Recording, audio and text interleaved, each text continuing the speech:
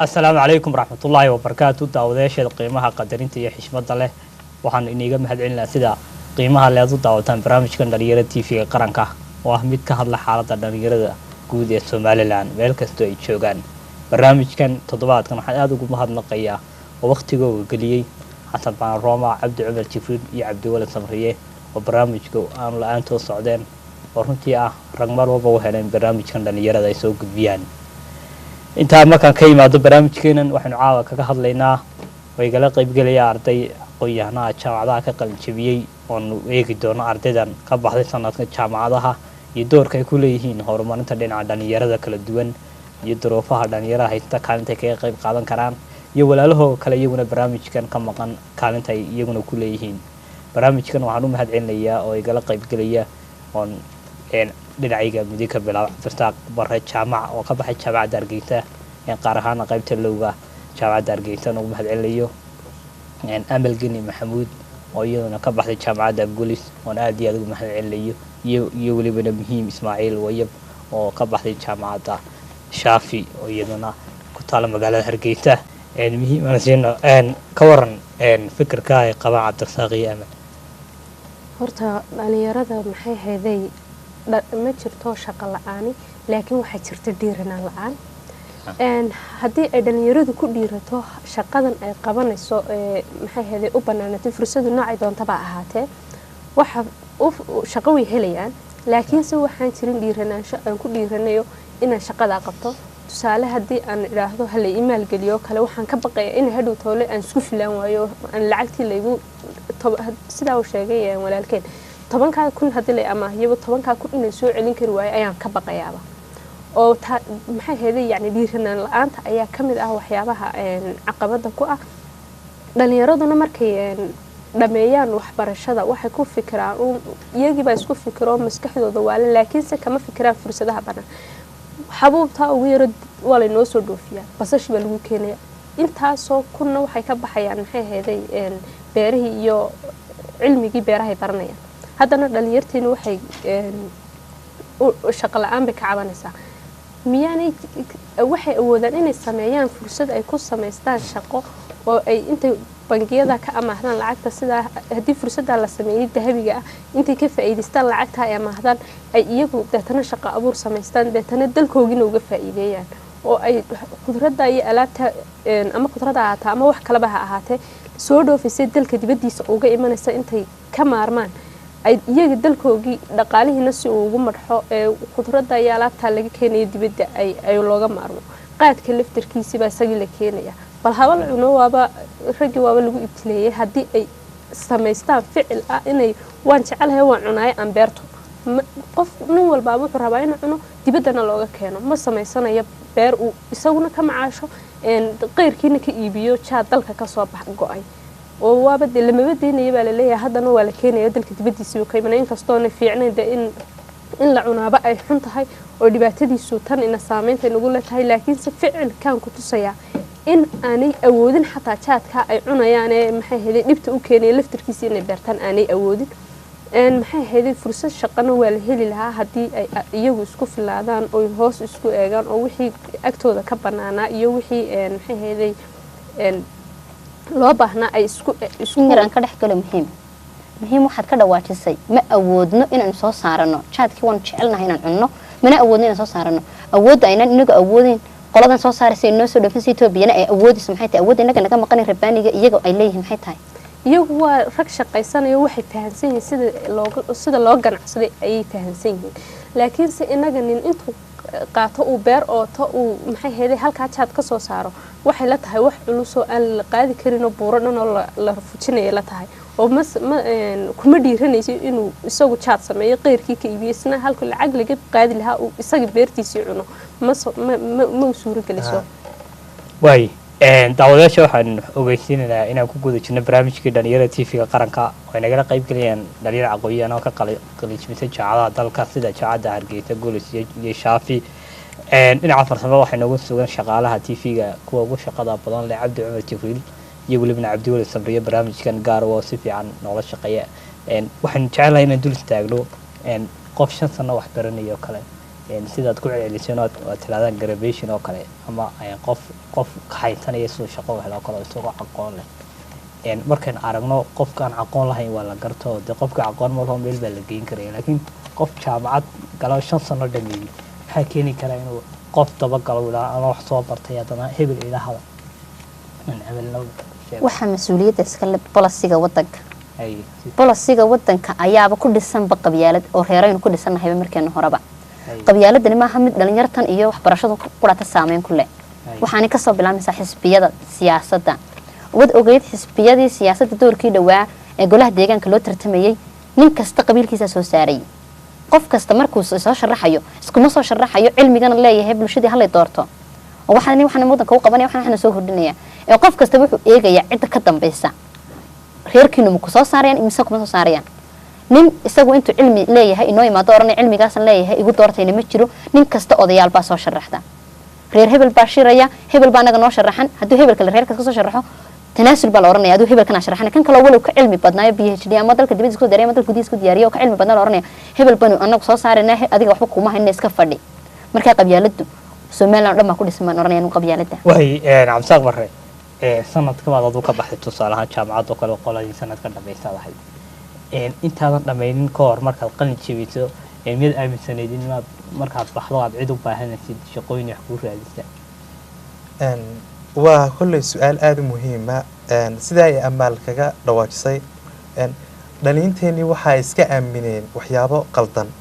oo waxa iska aamineen haddii hadhow toolaad baxdid shahaadadaadi waxa noqonaysaa talabaad waa inuu aqal ka horeeya oo la yiraahdo aqalkaasi uu hadhow wax meel ku geeya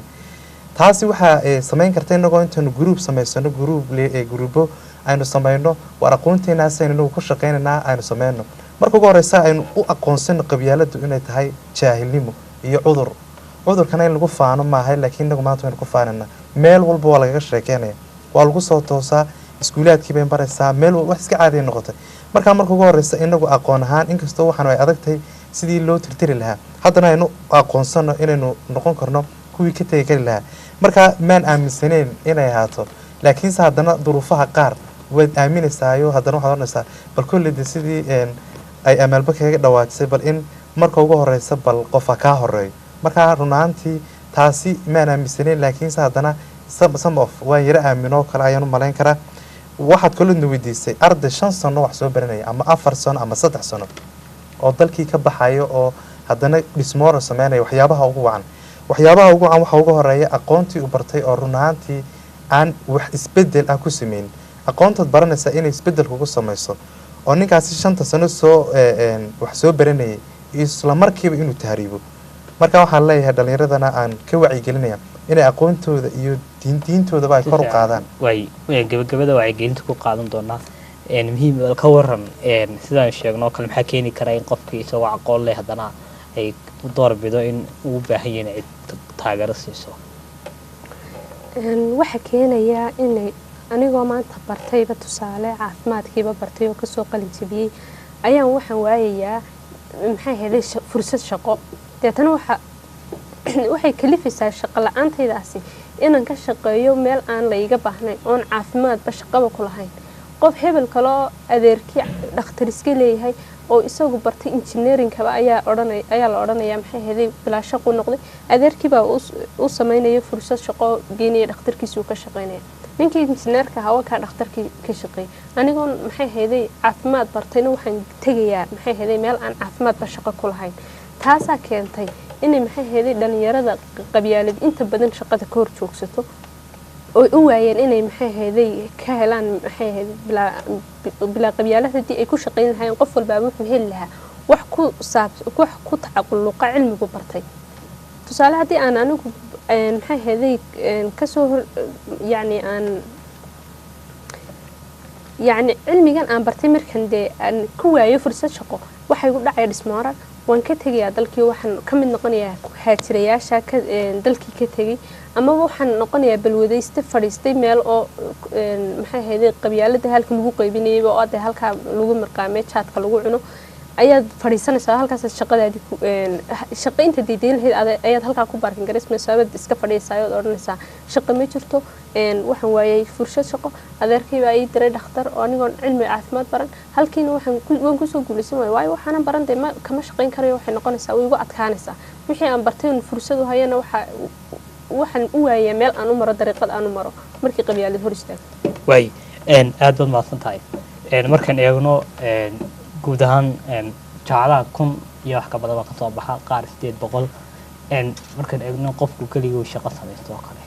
haddaan dhalinyarta shaqooyin loo wada helin oo kale dhalinyarteena ma ku baraarugsan yihiin inay iyagu shaqo abuur samaystaan iyagoo u gaara way xagga hoose ka soo bilaabaan si ay kor u gaaraan oo kale amaad dhalinyartu way samayn lahaayeen laakiin waxaan la helin maalgelin qofku markuu haysta wax lagu taraa oo qofku hadduu haafaysto in wax lagu taraa suurtagal laakiin markaad tiraahdo waxaan samaynayaa job opportunity oo new business idea igu jirta ee lagu maalgeliyo ayaan lagu maalgelinaynin anigu markaan sanadkan qalin jabiyay jaamacadda 2015 Golis University baan ka baxay waxaan wada qalin jabinay arday 1,050 arday baan Golis sanadkayga kaga baxnay 1,050 arday inta shaqaysa way cadad way yar tahay marka ma oran karo jaamacadda ayaa dhaleesha leh oo jaamacaddu aqoontii way ka soo baxday iyadu weygeedii oo aqoontii way soo gudbisay waana bartay dhalinyartii aqoontii way keentay dhalinyartii baa fursad ay ku shaqaystaan haysanin waxay ahayd in loo sameeyo maalgelin la siiyo dhalinyarta si ay ugu shaqaystaan iyaga laftooda waxa ka maqan dal jeclaysiga oo tahriib iyo waxyaabo inta sarcaado facebookyada iyo meelaha kale social media ay ka arkeen oo dhul qurux badan iyo bay hiigsanayaan inay halka tagaan oo dal jeclaysiga baa inaga maqan iyo wadaniyadii baa inaga maqan marka abwaan xikmaawi ayaa wuxuu gabaygiisa ku jirtay Yurub tabar waaqa soorankay baarka sare gaadhay bisadaha marba cuni jireen iyo bahalo nool marka marba Yurub ahayd sideen iyo si ka daranba oo bisadaha iyo bahalo nool ba cuniyeen ma aha Yurub quruxda mid ku soo dhalato Ilaahay ku abuuray ninka Yurub ninka westernka ee wadankiisa dhistay baa awood waxa leedahay in wadanka ku dhisatid i'tiraaf la'aan baan haysa ku marmarsooneen adigu qabo shaqooyinkii uu qaban lahaa qofka dhalinyarta ah uu tahriibaya wuxuu tagayaa Yurub shaqada uu horeyso bilaabay dhulku xaadhaya waashman buu noqonayaa wuxuu ka bilaabayaa meelaha ugu hooseeya haddaad ku tiraahdo wadankaaga inta in lagu qabana ma ogolaanayo ay doona wuxuu ka dhacayo laakiin waxaan aaminsanahay dal jeclaysigu inuu naga maqan yahay oo taas mas'uuliyadda tahay mas'uuliyadda kale ay saaran ganacsatada iyo dawladda ay tahay in dhalinyarta lagu maalgeliyo fikirka cusub ee shaqay hayaan in lagu maalgeliyana waa mid si wada meesha ka maqan way yaasaq barre ka waran doorka ardayda iyagu qalin jabiye ka qayb qaadan kara inay shaqooyin sameeyaan oo kale waxay ka qaadan kartaa door aad u muhiim ah way qofka waxa lagu soo markii ugu horeysay la soo baray bal sidii uu yani noloshiisa uu u maareyn lahaa run ahaantii waxaan oran karaa saameyn weyn buu ku yeelan kartaayo uu maareyn kara oo sida ay amaal sheegtay Yurub taas iyo waxyaabaha aan arkaynaaba maalin quraata laguma dhisin ee horumarku istabista buu baxay Soomaaliland waxaa jirtay waqti ay aad iyo aad u daneed alxamdulillah maanta waad arkaysaa jaamacadaheennii baa kumanaan ka soo baxaya waxaa jirtay waqti aynu doonan jirnay wadamada jaarka maanta intaas horta marka hore si waa guuli noo soo hooyatay oo aan ku faanayno marka labaad waxaan oran karaa ardaydii markii intaas oo dhan la soo baray marka ugu horeysa intaan loo bilaabin hal la baro bal sidii uu naftiisa ugu kalsoonaan lahaa oo uu soo saari lahaa waxyaabo ku filan iminka ayaa la bilaabay oo u mahad celinaya jaamacadda Hargeysa iyo ururada ka soo shaqeeyay markan la leeyahay 10 kun waa lagu siinayaa lagama soo ceshanayay monitoring and evaluation baa lagu sameeynaya dabagal laakiin ardayadii iyo wixii oo dhan ayaa loo baahan yahay bal inay sidii ay yani bal businesska loo abuuraya ay uga soo bixi lahaayeen marka waxa ka dhiman ardayda marka ugu horeysa tababar xirfadeed in la yiraahdo xirfado loo sameeyo aqoontooda ka hor oo manhajta imikana lagu daro marka waxaan leeyahay ardaydu inay run ahaantii kor ay aqoontoodaasi bal ay u daraasayaan oo ay bartaan sidii ay bal isugu kalsoonaan lahaayeen shaqada ka hor intaan helin way muhiimad siinaa bal ka waran doorka qofku inuu dhalinyarada iskii shaqo u abuuro isagu leeyahay kale intuu cid kale sugi lahaa horta way fiican tahay inuu qofku ka baxo intuu noqon lahaa oo shaqeeyo uu noqdo intuu noqon lahaa qof intuu u shaqeyn lahaa isagu noqdo loo shaqeeyo samaysto xirfad shaqo oo way wanaagsan tahay laakiin si waxaan jiray san hore u sheegay dhiiranaan oo kuma dhiiranaya inaan hawshan qabto oo aan xirfadan aan sameeyo aniga la ii soo shaqato kuma dhiiranayo qof walbaaba waxa uu muuqanaysa inta uu hebel ka shaqeynaya inaad adiguna kala shaqeyso oo qof kale shaqadiisii daba fadhiisato sidoo kale aynaan ogeynba in shaqadu tahay de waxaad adu samayn karto oo qof walba wuxuu moodaya in shaqadu inay tahay wax samaysan deetana qof in loo shaqeeyo shaqaale lagu noqdo laakiinse haddii dhalinyarada la baro sida loo qurxiyo dhulka sida maxay haday loogu shaqeeyo adigu aad u samaysan karto shaqo maxay haday way fiicnaan lahayd laakiinse waxaana haysan fursado ay ku naftooda marka qof walba jaamacad ka baxo inuu wax kale isku sii inuu shaqo hore ku helo rabaa inuu dalkiisa iyo dadkiisa wax u baahan yihiin uu tababaro ku qaato oo uu si volunteer ku shaqeeyo maxay haday ma haysto sidoo kale waxaanu haysan internship oo qof walba markuu yani cilmigan barto haduu si volunteer ku shaqeyn waayo oo dhakhaatiirtii kii dhakhaatiirtu shaqeyn waayo kii engineerinka ku shaqeyn waayo qof walba xirfadii uu bartay uu ku shaqeyn waayo si bilaasha kuma helayo si degdeg ah inuu maxay haday shaqo ku helo markuu isaguna wuxuu rabaa inuu degdeg shaqo ku helo taasay keenaysa inuu qofku sugi karo waayo intii fursad shaqo u soo baxayso uu dhismeer qaado way cabtaaq barajaaba oo kale markaynu eegayno doorka dawladdu ku leedahay shaqo abuur in dhalinyarada u sameeyaan oo kale maxaad oran kartaa in looga faa'iideyn karaa runtii door aad u muhiim ay ku qaadan karaysaa dawladdu waxaa jira wadamadaaynu jaarka nahay ardaygu markuu sidaa uga soo baxo jaamacadda waxaa la siiyaa lacag maalgelineed oo la yidhaahdo maxaad u baahan tahay oo laga taageero dhinaca fanka yacni qof waloo fikir soo abuura markaa dawladdu waxyaabaha ay aadka uga qayb qaadan karto waxaa ka mid a doorkaasi aan soo sheegnay waxaa kaloo ka mid a inay dawladdu u samayso tababar hal sano oo sidii deeg experience-ka hadhow tuli la weydiinayo ay u yaraato la yidhaahdo xafiis yar walow ha ahaada mid yacni kusii meelgaadho waraaqaha qorqoroo kale waxay ka caawinaysaa hadhow toolo qofkii bal dee marka suuqii lagu sii daayo iyo dhinacii shaqada inay ka caawiso sidoo kale waxa ay dawladdu ka qaadan kartaa inay ardaydaasi ay u samayso training badan oo yacni sidii dee ay wax u soo saaranayay shaqaduna maaha ta maanta suuqa taale shaqooyin badan baa noo samaysa maanta waad arkaysaa xeeb aad u ballaaran baynu leenahay kalluunkiibaa ka mid a beerihiibaa ka mid a macdantiibaa ka mid a oo inta dee la fidiyo maamul daadejin la sameeyo la yidhaahdo kalluumaysiga oo kale iskuulaad kalluumaysiga laga sameeyo oo aynu dib u dhoofino mar dhaweyd waxay sheegtay walaashay inaynu haddii aynanu ka maarmaynin jaadka cunistiisii aanu beerano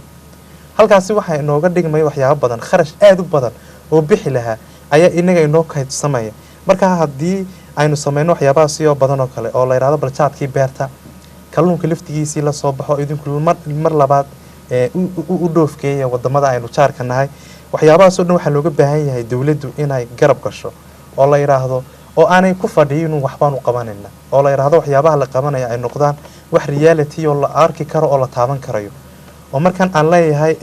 dhalinyarada waxyaabaha haysta waa garab la-aantana waa la qaybsanaya xukuumad ganacsato iyo iyaga laftigoogii dhawaaq dheer waxaan ku leeyahay aynu samaysano waxyaabahaas oo dhan way hebel markaad adigu ka hadashid doorka ay dawladdu ku yeelan karto shaqo abuur in dhalinyarada loo raadiyo maxay kula tahay dawladdu waa laf-dhabarta dhalinyarada waa halka aynu hiigsanayno waa mustaqbalka markaad wax baran jirnay dugsi hoose dhexe iyo secondary-ba waxaana la oran jiray ubaxii dalkaa tihiin ubaxan dalka laga hadlayaa waa dadkii mustaqbalka change-ka samayn lahaa ee dawladda bedeli lahaa marka dawladda muhiimad gaara ayaa ka saaran in ay iyagu dhalinyarta shaqo abuur u sameeyaan wasaaradaha hadday noqoto iyo dawladda santaradeeda kaleba hadday noqoto waxaa jira urur soonyo lagu magacaabo magaca dhalinyarta u taagan yahay dhalinyartu wax u qabtaa ma lihin waxba ma qabto oo wax uu qabtaa waxna ma qabto wax nagu filan baan u qabanin oo aan muuqda dhalinyartii shaqo abuur inay iyagu sameeyaan inay dabagal ku sameeyaan inay relationship ka dhaxeeyo iyaga iyo wasaaradda shaqada iyo arrimaha bulshada sidoo kale wasaaradda waxbarashada dhalinyarta waddanka soo baxaysa sidii muhiim ka dhawaajisay in wixii saaxadda lagaga shaqaysanayay ee dibadda loola imanayay iyo aqoontii la baranayayba ay balance ahaadaan markaas ayay aqoontii tayo yeelanaysaa oo wax tayo aynu baranaynaa marka taas ayaa ka mas'uula dawladduna mar walba waxaan ku dhiirigelinayaa in ay dabagal ku sameeyaan dhalinyarta iyo halkay wax marinayaan way muhiim gabagabadii baan ku dhownahay barnaamijka bal doorka ay xukuumaddu ku yeelanayso shaqo abuur loo sameeyo dhalinyarada iyo talaabooyinka ugu muhiimsan u yaala maxaad kula talinaysaa horta dawladdu ma lihiin way ka gaabsatay ama dhalinyarada uma samayso shaqo abuur ma odhanayno dawladdu intaa way ku dadaalaysaa oo iyada inaga jecel maxay helay in dhalinyaradu shaqo hesho waayo dal wuxuu dalku yahay ama dawladda dawlad ka dhigayaaba waa dadka iyo dhalinyarada waliba dhalinyaraduna waa xooga ugu ballaaran uu dalku leeyahay oo dhalinyarada iyadaa jecel inay maal gashato waanay maal gelinaysaa in badan way ku dadaalaysaa laakiinse waxaan jirin waxay ka badan yihiin ardaydu waxa soo baxaysay ee cilmiga soo baranaysay ee soo baxaysay iyo tankii dawladdu ay qaadi karaysay ayaa aad u kala badan taasina waxay keenaysaa inay dhalinyaradii in badan oo ka mid ah ay ka dhacaan nolosha waxaan jaamacaduhuna ma dabagelayaan ardayga waxay yaqaanaan sida loo soo kaxaysto iyo sida wax loo baro iyo sida loo sii daayo waxa fiican in dabagalo intaasoo arday baa sanadkan iga baxday imisaa shaqeeyay imisaa shaqala ay dabagal ku sameysay ardayga laftarkoogii maaha inay la kala macaasho un maaha waa in loo turaa dantii dalka dantii dadka iyo duruufta wax dhinac walba laga eegaa iga raali noqon muhiim haddiiba jaamacadii dabagal sameeyaan ay wadankii iyo ardaydii ay soo bareen dabagal ku sameeyaan maxay awoodaan inay qaban karaan markay arkaan intaas noo shaqeysan intaasina ma shaqeyso maxay awoodaan inay qaban karaan dhalinyartii waxa jira fakala ay isbixiyaan jaamacaduhu tusaale waxaan u soo qaadan karaa inaan qayb fakal kamida uu intaasoo arday ii shaqeeyeen fakalka waxaa ka baxay 300 oo arday 300 waxay shaqeeyay waxa shaqeeyay 30 arday waxa shaqeeyay 20 kamida waxaan oran karaa waa kala badh ayaa anaa ku yaro daro amaal oo kale intaasoo arday walow ha ahaada 2 arday iyo 1 arday waxa jira badanaa ardaydu way ku dawaqaan marka ay ka soo baxaan dugsiyada sare waxay u qaban karaan ardaydaasi soo baxday walow ayaanay ahaan shaqaale berimantiya in la talin dhinaca kuliyadaha oo badanaa ardaydeeni way ku dawaqaan adiga goor saameynna ku yeelataa saddex baa qofka saameyn ku yeesha kuliyadu baranaya waxay saameysaa dhammaan shaqada uu qabanayo iyo mustaqbalkiisaba marka kuliyadu walbaaba ama jaamacad walbaaba way fududahay sida ay ku shaqaaleysiin karto marka way gabagabadii ku dhownaay inagoo talada ku xigsiin doonaa bal adigoo kale amaal maxaa ku qorshaysan mustaqbalka inaad qabato kale anigu waxaan soo bartay fakalka social work and community development ee jaamacadda Golis University waxaan kuma shaqeeyo fakalkayga waan shaqeeyaa imika oo muddo badan waan shaqeynayay kuma shaqeeyo fiilkaygii aan soo bartay marka waxa aan ku rajo weynahay sidii aan markii horeba u doortay inaan fakalkan bartan bulshadeeda u caawiyo in aan ku shaqeeyo mustaqbalkana halkan doonayo ku gaarsiiyo bulshada caawiyo sidaan u soo bartay markii horeba imkan uga midho dhaliyo waa hadda fursad ii saamaxday aad ba watantay cabsaaq barro jaamacad waxaa ku qorshaysan jaacada qalin jebisay dalkii iyo dadkiiba aad ku sugayaan marka ugu horeysa aad baan ugu kalsoonahay aan waxaan soo bartoo kale sharciga oo kale waxaan ku faanayaan habaryo u diraya dhammaan ardaydeedii kuwii hore iyo kuwanba alxamdulillah boqolkiiba marka la eego 80 way shaqeeyaan waana shaqeeyaan fiilkoogina way ku shaqeeyaan waxaan ku faaraya sidoo kale maanta garsoorka iyo hay'adaha cadaaladda oo dhan waxa ugu horeeya waa dhalinyaradaydi iyo macallimiintaydii imka tusaale kale maxkamadda sare oo kale gudoomiyaha maxkamadda sare waa macallinkayga ku faanayna koobi 10 garsoor marka isaga laga reebo 10 kale soo harayna 6 kamidina waa macallimiintaydii alxamdulillah rajo weyn baan qabaa oo maanta fursadayga anagoo kala marka la eego dhinaca sharciga ama looga oon ka fursaday yarna ka badannahay marka runaantii rajadeedu ma xuma haddii aan shaqeyn waayo xataa waxyaabaha badan ee ii muuqda waxa weeyaan inaan la talin sharci oo kale aan sameeyo waxyaabaha galdololooyinka oo kale ama network isku xidha dhammaan ardaydii baxdoo dhan inaan isku xidhiiriyo oo yiraahdo gaabiska sharciga u dhaxeeya alxamdulillah maanta waxaan leeyahay rajo fiican baan qabnaa way muhiim Ismaaciil wayib ka waraadin maxaa ku qorshaysan marka qalin jebiso way waqtiga waa isku dhawiyaan insha Allah horta waxaan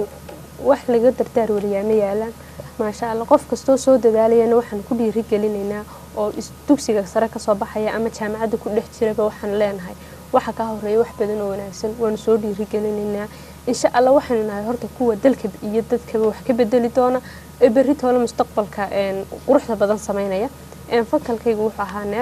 neerasteedana insha Allah waxaan rajeynayaa in maadaama uu yahay caafimaadka ugu baahida badan bulshada inaan ugu adeegi doono bulshadayda iyo dadkayga iyo dalkaygaba in badanna waxaan ku dhiiri gelinayaa ardayda soo socota inay aanay kasii niyad jabin iyagoo soo gaadhin badanaa dadkan tahriiba maaha dadka waxbarashada dhameeya waxa weeyaan dadka aan soo gaadhin heerka qalin jabinta ee ku dhex jira dugsiga sare ama maxay ahayd jaamacadda dhexdeeda waxaan leenahay bal horta soo gaara halkan maxay hayday markaad qalin jabisaan ayaad wax kala arki doontaan qof walba anada xaaladiisa markaas uu eegi doonaa inta aanad haniyad jabin waxa sii dardaar weerino halka ha ku fadhiisan ama ha ku hakanin abel farinta ugu dameysa dardaaranka iyad ku dhaafaysaa maxaad u diraysaa dhalinyarada waxaan dhalinyarada ka horreysiinayaa ajaanibka in policy loo sameeyo wadanka imanaya oo marka ay wadanka imanayaan la eego sababta uu socdo iyo shaqada uu wadanka ka qabanaya marka haddii ay tahay shaqo wadanka taala laakiin aynaan haysan cilmigeedii loo ogolaado inuu cilmigan gudbiyo isla markaana ku shaqeeyo inagoo og in cilmigan inagoo aan qaban karno ayaan haddana u ogolaanaa inuu ajaanibkii qabto shaqadan uu ku shaqaysiiyo taana waxaa dhiirigeliya jaamacadaha oo jaamacadaha majority-ga waxa ka shaqeeya ajaanib oo waxbara ardayda sidoo kale ganacsatada iyo kambaniyada waaweyn ajaanibku aad buu saameyn ugu leeyahay waxaan si gaara u hambaliyeynayaa kambaniga dahabshiil oo haba yaraatee shaqaalihiisoo 6,000 oo shaqaale haya aan wax ajaaniba ku jirin isla markaasna boqolkiiba aad ugu yar tahay inta dalka dibadiisa wax ku soo baratay ee ardayda dalka gudihiisa wax ku baratay opportunity-ga fursadaha shaqo siiya aan aad u hambaliyeynayaa marka taas marka laga imaado sidoo kale waxa aan talo siinayaa oon talo bixin ku bixinayaa in dawladda iyo ganacsataduba ay opportunity-ga shaqo ee dhalinyarta u bannaan marka laga imaado wixii new business idea kala haya ku maalgeliyaan oo ama qaab amaahad u siiyaan ama qaab caadi u siiyaan oo tartanna u qabtaan oo ku maalgeliyaan business idea ardaydu baranaysay mid kalena way jirtaayo in dal jeclaysiga inaga maqan ardayda markay dugsiyada hoose dhexe soo marayaan primary-ga iyo secondary-yadaba curriculum-kooda loogu daro syllabus-ka in loogu daro hal kooras oo wadaniyada si muwaadinimada dhuuxa inooga gasho oo ma naqaano muwaadinimada iyo heerka ay ka taagantahay caalamka ma naqaano marka taa lafteedana waan ku boorinaya way cabsaaq adigu la hadu jeedinta kalmadii gabagabadii waxaan u soo jeedinayaa insha Allah alxallu inda Allah balayra samaynta manhaj siyaasadeed oo qoto dheer oo aynu yeelano oo laga gudbo manhajta aan u baahnayn la doonayo in update lagu sameeyo manhajta maanta jirta in la ugu daro sida ay amal sheegtay wadan jacayl yani in qofkii soo bartay wadanka la jeclaysiyo sidoo kale waxaan dhiirigelinta waxbarasho dheeraada iyo tababaro oo ardaygii laga caawiyo hadhow markuu jaamacadda ka soo baxo dhinaca khibradda iyo yani experience-ka in laga caawiyo hore loo sii qadimo la yiraahdo ardayga loo sameeyo meelo lagu sii barto ka caawiya hadhow si uu toos u galo sidoo kale waxaan dhiirigelinayaa oo aan talo soo jeedinayaa xidhiidhka u dhaxeeya wasaaradda waxbarashada iyo jaamacadaha iyo dugsiyada oo qorshe cad laga yeesho waxaa ka soo baxaa wadankeena kumanaan ardayda oo ka soo baxa dugsiyada sare iyagana in la sameeyo mar labaad waxaan u mahad celinayaa dhammaan ardayda ka baxday si gaara ardayda jaamacadda Hargeysa iyo dhammaan jaamacadaha kale galaaskayga sidoo kale waxaan u mahad celinayaa dadka soo abaabulay inay u sameeyaan business dhalinyarada ka baxday jaamacadaha marka waxaan leeyahay niyad jabina hamigiina ma toonarkeena muhiim adiga kugu dambeeya ugu dambeynaya hadalka maxaad soo jeedinaysaa dhalinyarada dardaaranka dhalinyarada horta waxaan u soo jeeday horta waan u ducaynaynaa waxaan leenahay qof walba ilaahay garansiiyo heerka uu dalkiisa iyo maxay ahayd mujtamaca iyo uu ku dhex leeyahay ilaahay ha garansiiyo dhalinyaradu horta waxa weeyaan udub dhexaadka dalka inay iska dhigaan meel hoose oo iyagu is hooseysiiyaan iyaga ayaa u taala inay yani kordhiyaan dadaalkoodana iyaga labadaba gacantooda ku jirtaa marka waxaan leeyahay kolba waa halka isdhigtaan dadaala oo horumariya dalkiina iyo dadkiina ha ka fikirina naftiina oo kaliyaata iyo quutal daruurigiina ee ka fikira berritoola mustaqbalka idinka dambeeya ee ubadkiina u yaala qurxiya waxa kaloon odhan lahaa jaamacadaha laftarkooda haddaba galaan ardayda inta shaqaysay deetana fakallada maxay heeday inta badan shaqo la-aanta ku timaado ha joojiyaan oo ha dhimaan oo ardayduna markay u yimaadaan ay dugsiga sare ka soo baxaan ee u dalbanaya maxay heeday jaamacadda markay doonayaan u dalbanaya sida hudheelka cuntada looga dalbado maxaad haysaan ee deetana maxay heeday jaamacadda isku daba dhigaysa waxaan bixinaa medicine waxaan bixinaa engineering isaa iskugu daba dhigayso halaga daayo ha loo sameeyo maxay heeday qof walbaaba ha doorto wuxuu ku wacan yahay taasaa keenaysa inuu ka midho dhaliyo heer ka gaadho waxbarashadiisa waxa kaloo u mahad celinayaa waalidiinta lagu dadaasha intaasoo dhanna soo daba taagnayd ilaahay khayr ha siiyo insha Allah waxaan ka codsanayaa dhalinyarada qalin jabisay anigoo hambalyeynaya oo leh hambali heerkad gaadheen waxaan ka codsanayaa inay waalidka ka farxiyaan aanay niyad jabinin oo iyagu aanay isniyad jabin mar walba ay hore u socdaan insha Allah. hal mid baan ku darayaa in la sameeyo ururo anti tribalism ah oo haddii la sameeyo ururo anti tribalism ah waxa soo baxaya fursado shaqo oo banaananaya opportunity shaqo aad buu kacaya marka tribalismkii lagala dagaalamo dhalinyartii oo dadkeeni waaweynaa halkan inagu u bari lahayn si aan dadkii qabyaalada ugu soo tarmin lahayn in qofkii yara maba garanay oo reer qabyaalada waxba kama kala yaqaanaan oo kana ku xigiyo kana in adeerka ma yaqaanaan inaga dadkeena waaweyn baa ku dhaqaya marka in ururo anti tribalism oo dabar jarid qabyaaladana la keeno ayaan ku dar lahaa waxaan mar labaad iyo mar saddexaad baan balyeynaya ardayda jaamacadaha ka soo baxday jaamacadaha dalka oo dhan bareefad iyo public ba on mar iyo saddex balay hambalyo waxaan mahad gaar ah u celinayaa TV-ga qaranka Soomaaliland oo noo suurtageliyay fursadan inaan kaga faa'iideysano iyo walaalkii Saciid oo fursadan isaguna nagala qayb qaatay waa tahay daawadayaal barnaamijkeeni dhalinyarada TV-ga qaranka inta ayuu ku dheeyahay aad iyo aad baan ugu mahadcelinayaa aqoon-yahanada dhalinyarada ee ka kala socday jaamacadda ama Cabdirasaaq Bare Jaamac oo ka socday jaamacadda Hargeysa ka qalin jabiyay sanadkan qaybta looga hambalyan u diraya Amal Gani Maxamuud oo iyadana jaamacadda Gulis ka socotay aad baan ugu mahadcelinayaa barnaamijka nagala qayb gashay muhiima Ismaaciil wayaba iyadana dhigata jaamacadda Shaafi oo iyadana ku taalo caafimaadka wax ku bartay iyadana aad baan ugu mahadcelinayaa waqtiga qaaliga waxaan rajaynayaa barnaamijkaas inuu noqon doono mid wax badan ka faa'iidaan hawo mahadceliyo asxaabta barnaamijkan inoo soo gudbisa waqtigooga iyo muruqooga iyo fikirkoogaba geliyay waa Cabdi Cumar Jibriil oo ah shaqaalaha TV-ga qaranka ee barnaamijkan sida gaarka ugu shaqeeya waxa kale isagana aad ugu mahadceliyay Cabdi Wali Sabriye oo isagana barnaamijkan dhalinyarada aad uga shaqeeya waqtigiisana geliya waxa kale oo mahadceliyay Xasan Baaroma agaasimaha stuudiyaasha isagana waqtigiisa geliya isagana markaana aad iyo aad noola shaqeeya in ugu dambeyntii barnaamijka waxa soo saaray mahadceliyay Maxamed Aqli Hadi oo isaguna barnaamijka aad iyo aad waqtigiisa u geliya intii kale nagala qayb qaadata inta kale ee jecel anagu waxaan leenahay aad iyo aad badmaadsantiin barnaamij la mid ah inta isku iimano dhamaantii waxaan ugu dhaafanaa assalaamu calaykum waraxmatullaahi wabarakaatuh